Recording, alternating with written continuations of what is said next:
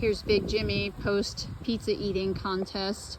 Gymmie, how do you feel about your performance today? Well, you know, I think I kind of came in with that high energy, and I think that the training before the pizza eating contest wasn't up to par compared to some of the top finishers. We're gonna have to work on that throughout the year, see if we can do better for next year.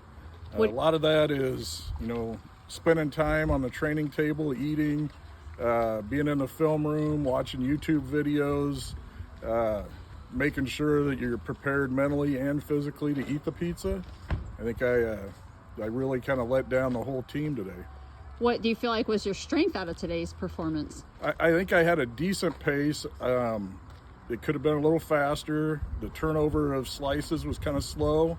I think part of that is working on hand-eye coordination and making sure the pizza's coming towards the mouth. Some of the swallowing techniques I didn't utilize very well. It's all stuff that could be worked on, you know, during the week coming up to it, maybe cutting weight and not coming in a little more hungry, I guess I want to say.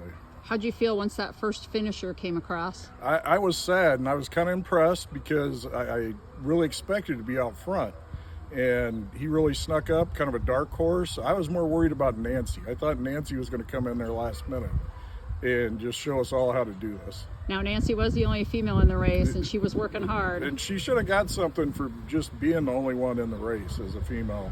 There's a lot of guys up there, big guys, and she wasn't intimidated by them. That's true. She stepped up to the plate.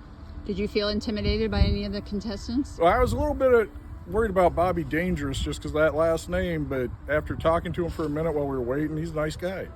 And he didn't finish in the top 3 either. And he was leaving crust in the box. I don't know what his theory was, but that crust has to be ate too. You can't leave anything in the box. I noticed his crust in the box, and I wondered, what do you think about the two-handed pizza eating? I saw one of the contestants doing that. Well, to me, excuse me, that is somebody that's done some training beforehand, and they maybe participated in something. Unlike myself, where it's my first eating contest, you know, I can build off this and see if I could go to a two-hand rotation. You know, it's kind of like being in baseball and being able to hit from both sides of the plate. That guy really, you know, he had it going for him. I feel like you could have been a close fourth in that race. Well, we filled up kind of fast, and I don't know that we had the room. That's another thing we got to work on. Making more room for pizza? Making more room for pizza. What's going to be the best, the number one? You mentioned several things you can work on, but what's going to be the number one Well, thing? I think really getting in the training area and utilizing the resources we have, different types of pizza, getting back out on the road and doing more reviews, getting acquainted with pizza is probably a big thing. Now, this was a Schro Bros pizza eating contest. Do you think you need to eat more Schro Bros pizza? I think I may have to come down here and eat more Schro Bros. Really nice people. Talked to the owners beforehand.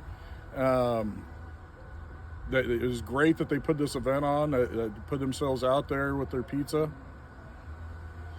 Yeah, I think they did a really good job. They also noticed I was representing with the Schro Bros shirt. Well, and you know, they're very personable. They called me by my first name when I walked up. I walked up to check in. He's like, "Gymmie, good to see you here." So it was pretty cool. Any other last words? Support your local pizza makers. Pizza has no rules. Big Gymmie's going to get better. Nice job today, Gymmie. Thank you. Hang on. Schro Bros representing for the pizza contest with my shirt on. All right.